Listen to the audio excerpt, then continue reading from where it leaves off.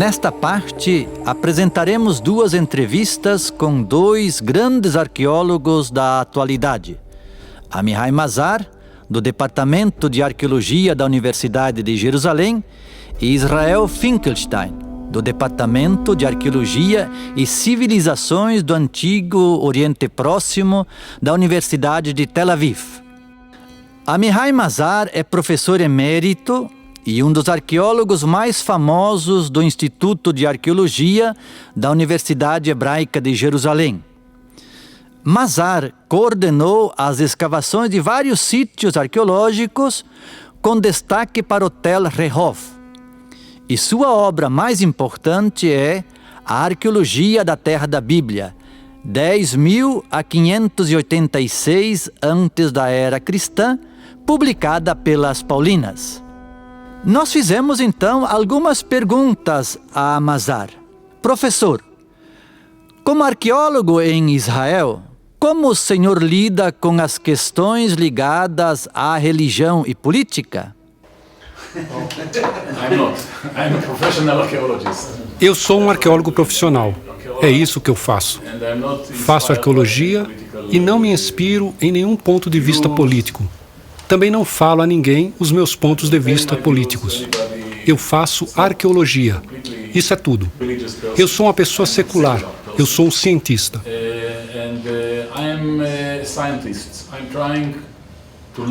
Tento ver a história da religião nos períodos que eu pesquiso, que são os períodos do bronze e do ferro, assim como eu a encontro. Por exemplo, em minhas escavações encontrei várias imagens de divindades, que são evidência da existência de vários cultos no período do ferro, ou seja, no tempo da monarquia. E daí? Qual é o problema? Está escrito na Bíblia que os israelitas cultuavam Baal e Asherá, e nós encontramos isso, está ok? Eu não tenho nenhum preconceito religioso. Faço meu trabalho como secular, profissional e pesquisador. Isso é tudo. Portanto, não tenho ideias religiosas conduzindo o meu trabalho.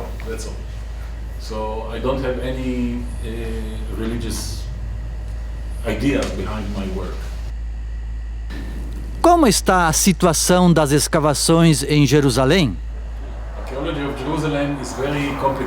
A arqueologia de Jerusalém é muito complicada. Em primeiro lugar, Jerusalém é uma cidade habitada, cheia de construções, cheia de casas.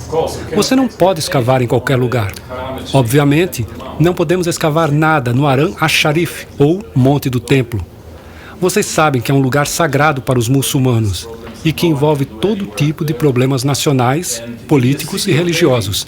Ninguém pode fazer escavações lá. Na cidade de Davi, o problema lá é que primeiramente tem muitas construções no alto do sítio e muita erosão, pois o local é muito íngreme e por isso muitos estratos antigos foram destruídos, o que faz com que seja muito difícil escavar a continuidade histórica de Jerusalém. Nós temos algumas lacunas na história de Jerusalém. Porém, vocês sabem que durante os últimos 50 anos, muito trabalho arqueológico foi feito em Jerusalém em muitos lugares. E eu acho que agora nós resolvemos algumas das maiores questões que foram abertas no passado. Mas, em compensação, novos problemas foram abertos. Por exemplo, uma das questões era: qual era a extensão de Jerusalém? Ou qual era o tamanho da cidade durante o tempo da monarquia, na Idade do Ferro?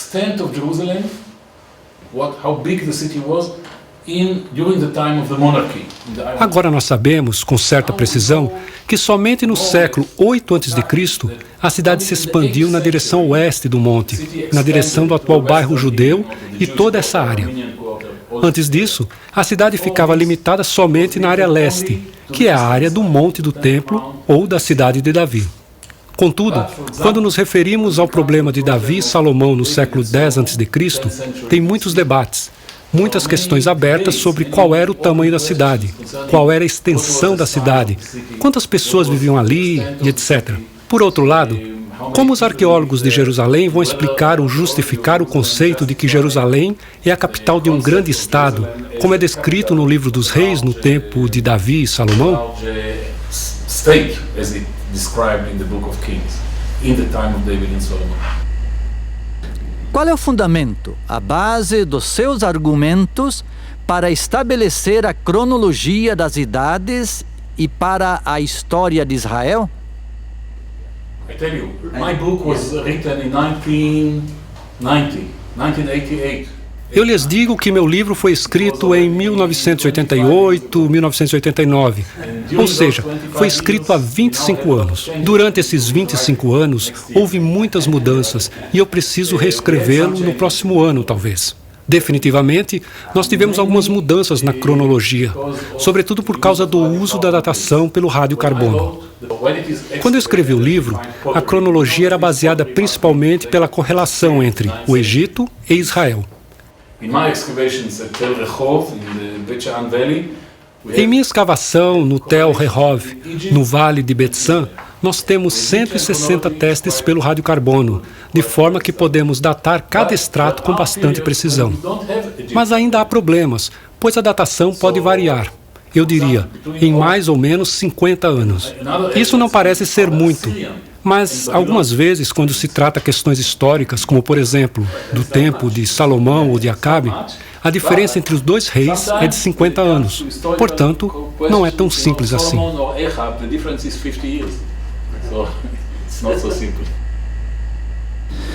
Qual é o papel da Bíblia para a arqueologia? A Bíblia diz que Salomão construiu 5 lugares. 3 foram escavados: Hatzor, Megido e Gezer. Vocês sabem que nos anos 60, ou seja, 50 anos atrás, o professor Yadim, ele foi meu professor aqui nesta casa, sugeriu que 3 portões na cidade de Megido, Hatzor e Gezer eram datados no mesmo tempo, no tempo de Salomão, no século X a.C., e que a arquitetura desses portões era salomônica. Portanto, isso era evidência de que a Bíblia, nesse caso, estava correta. Mas nos últimos anos surgiram muitas controvérsias nesse assunto, muito debate. O professor Finkelstein, por exemplo, vai dizer que todos esses portões são do século IX, uma datação diferente. Professor, como estão as escavações no Tel Rehov?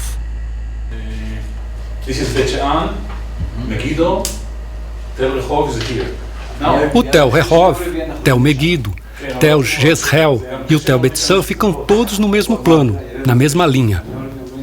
Tel Rehov fica perto de Betzan, no Vale do Jordão. O sítio é muito difícil de visitar. Rehov foi uma das maiores cidades de Israel Norte. Megido tem 8 hectares de área. E o Tel Rehov tem 10 hectares, portanto, maior que Megido. Era uma cidade muito grande. 8 hectares in area. This one is 10 hectares. It's even larger than Megiddo. It was a very large city. First of all, one of our major discoveries, this one was... Primeiramente, um dos principais achados foi o centro de apicultura. Vocês podem ver as colmeias nesta foto. Esses cilindros foram datados ao redor do ano 900 a.C., portanto nos remete ao reino anterior a Acabe. Nós até mesmo encontramos abelhas dentro dos potes. Encontramos restos de favos com abelhas.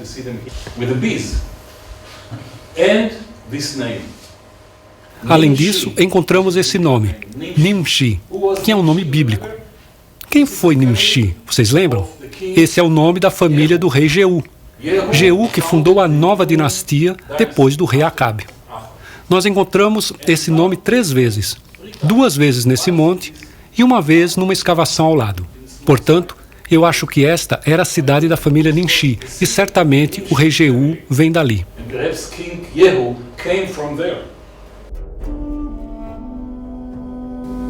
Israel Finkelstein, um dos mais notáveis arqueólogos da atualidade, é professor do Departamento de Arqueologia e Civilizações do Antigo Oriente Próximo da Universidade de Tel Aviv. Ele dirige vários projetos de escavações no Levante, entre eles o de Megido. ganhador do Prêmio Internacional Dan David Prize, publicou vários livros relativos à Bíblia e arqueologia. O mais recente foi publicado em português pela editora Paulus, em 2015, sob o título O Reino Esquecido. Assim como para Mihai, também fizemos algumas perguntas para Finkelstein. Professor, qual é a importância de Megiddo e o que está sendo pesquisado nesse sítio? Megiddo for me is important because it is a key. Megiddo é um dos sítios mais importantes não só de Israel, mas de todo o Antigo Oriente Médio. Para mim, Megiddo é importante porque é o lugar onde a estratigrafia, a cronologia e a tipologia da cerâmica foram formuladas neste país.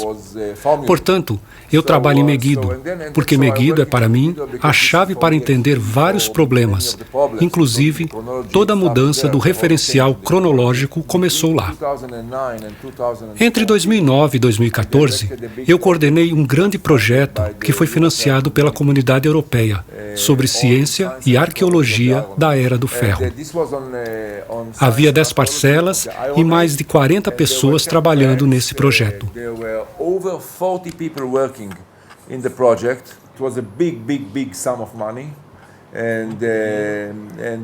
A soma de dinheiro que foi investido no projeto foi muito grande. Gerenciamos esse trabalho em diferentes campos e o projeto foi realizado numa integração ou cooperação entre a Universidade de Tel Aviv e o Weizmann Institute of Science.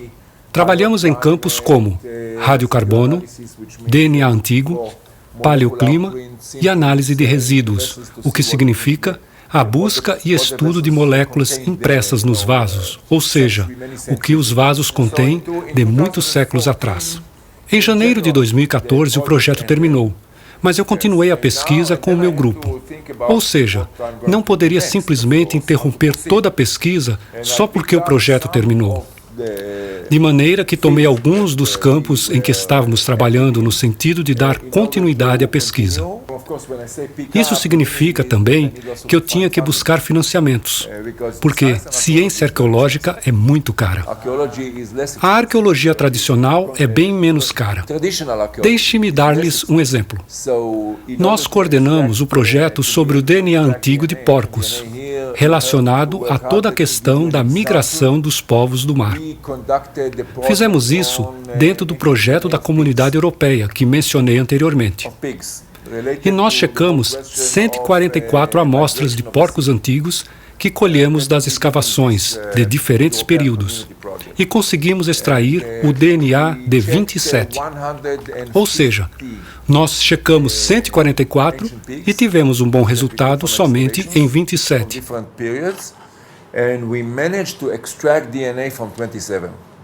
Como se deu o estudo de DNA antigo em porcos selvagens? Começamos a estudar o DNA de porcos selvagens modernos, porco do mato, e depois nós regressamos no tempo e extraímos o DNA de porcos do tempo dos romanos, da Era do Ferro e do Bronze. Queríamos saber a história da população dos porcos nesse país. De 144 amostras que achamos, somente 27 deram resultado. Parece pouco, mas se falamos de humanos, isto é muito mais difícil. Eu penso que o estudo do DNA antigo é uma das principais fronteiras para o futuro. Isto é, no meu entender, o estudo do DNA antigo é a principal chave que temos para mapear as populações. No estudo do DNA antigo dos porcos, tivemos um resultado surpreendente. Foi tão surpreendente que no início pensávamos que tivéssemos cometido algum erro. Descobrimos que houve uma alteração na população suína que começou em torno de 1000 a.C. Antes, todos os porcos eram do Oriente Próximo, e de 1000 a.C. em diante, a população suína se misturou com os porcos europeus. O que significa que os porcos europeus foram importados para Canaã e para Israel primitivo em torno de 1000 a.C. E aí começaram a se reproduzir e aos poucos a população suína foi aumentando. Which means that European pigs were imported to Canaan, to Israel, to ancient Israel, and started around 1000 BC, and then slowly took over the pig population. You can imagine the jokes in the laboratory. Vocês podem imaginar as piadas que saíram no laboratório. A pesquisadora que está fazendo seu pós-doutorado nessa área é iraquiana e ela brincava conosco. Ah, vocês são todos porcos europeus. Enfim, muitas piadas foram feitas sobre isso. The lady who's doing this is of Iraqi origin, Jewish Iraqi origin. So she said, yes, you are an Ashkenaz European pig. So there were many jokes about it. Quem trouxe esses porcos da Europa? Comerciantes, migrações, povos em movimento, etc.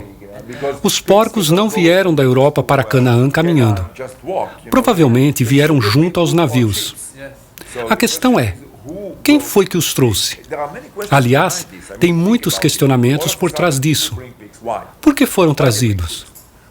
Eram os porcos parte da dieta? Ou seja, eram para alimentação? Eles, os imigrantes, pensavam que não iriam encontrar porcos no Levante? Eles tinham informações prévias ou não a respeito do Levante? Evidentemente que a primeira associação que fizemos foi com os povos do mar, pois os porcos europeus aparecem pela primeira vez em torno de 1000 a.C. Por isso, fizemos a conexão com os povos do mar.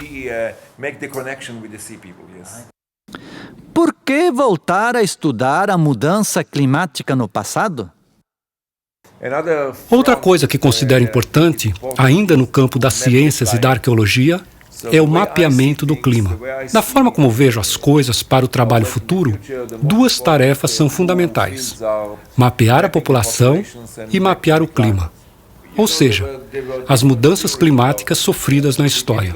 Isso é importante para entender o povoamento nestas terras. No passado havia diferentes teorias sobre isso. No início do século XX, mais ou menos há um século, a ideia era de que houve mudanças no clima, e essa foi a razão do porquê, em certos períodos, você encontrar cidades ou vilarejos, como no Negev, e em outros períodos não. Depois, por volta dos anos 50 e 60 do século XX, as ideias mudaram. Nessa época, eu era estudante, e a teoria predominante era de que não houve mudanças climáticas nos últimos 5.000 anos. E agora nós sabemos que sim, que houve mudanças climáticas. Isso é especialmente importante para essa terra. Entenda que para falar de Israel e Palestina, temos que falar do além Israel e Palestina, e eu me refiro ao Levante, a região sul do Levante, porque nós estamos situados em duas franjas bastante críticas. Temos a franja do sul, no Negev, e temos a franja do leste. Nesta região, uma mudança climática pode ocasionar uma situação bastante difícil para se sobreviver. Tomemos como exemplo Damasco, na Síria, onde chove 300 milímetros por ano. Se ali houver uma redução de 50 milímetros, será um desastre. Não só Damasco, mas Amã, Alepo e os arredores. São lugares muito sensíveis às mudanças climáticas. Por isso, é tão importante para mim entender as mudanças climáticas, não só na Era do Bronze e do Ferro, mas também nas outras eras. Menciono como exemplo a teoria de Thomas Friedman, do New York Times, que diz que o que vemos hoje na Síria, na moderna Síria, com seus problemas políticos que todos conhecemos, esta situação é oriunda das mudanças climáticas que vêm ocorrendo ali nos últimos 20 anos e que tem gerado um forte aumento da pobreza na população, principalmente do campo. Portanto, a mudança climática pode ser crucial para a permanência ou não de um povo em determinado lugar. Ela obriga o povo a migrar, a se deslocar do campo para a cidade ou vice-versa, gera pobreza e etc. Por isso, o estudo das variações climáticas, ou a paleoclimatologia, pode ser a chave para se entender os processos políticos e históricos dos povos. Qual a metodologia desse estudo? Pois há muitos e diferentes métodos de se estudar o paleoclima. Nós chegamos à conclusão de que, neste momento, a forma mais eficiente para estudar o paleoclima é analisar os pólens. Nós extraímos amostras de sedimentos do chão do fundo do lago da Galileia e do Mar Morto. Introduzimos um tubo de metal no chão do fundo do lago e extraímmos sedimentos. E nos sedimentos encontramos os pólens. Porque o pólen está no ar e ele cai na água e desce até chegar ao fundo do lago e lá permanece, lá descansa. No meio do lago não tem distúrbio. As águas são tranquilas, não se revolvem. Ou seja, assim como o pólen se assenta no fundo, assim permanece. O que permite estudar as camadas de sedimentos com uma datação bastante precisa. Professor, o que se conclui com esse estudo no fim da Era do Bronze? Fazendo um breve resumo da pesquisa, nós temos um maravilhoso tesouro de informações e acabamos de publicar alguns artigos sobre isso. Só para lhes dar um exemplo, temos hoje em dia uma forte evidência, e não somos os únicos. Temos evidências, mas outros, de outros campos de pesquisa, também têm, de um grande período de seca no final da Era do Bronze em todo o Levante. Ou seja, é uma das razões pelo fim da Era do Bronze que esta seca prolongada ocasionou.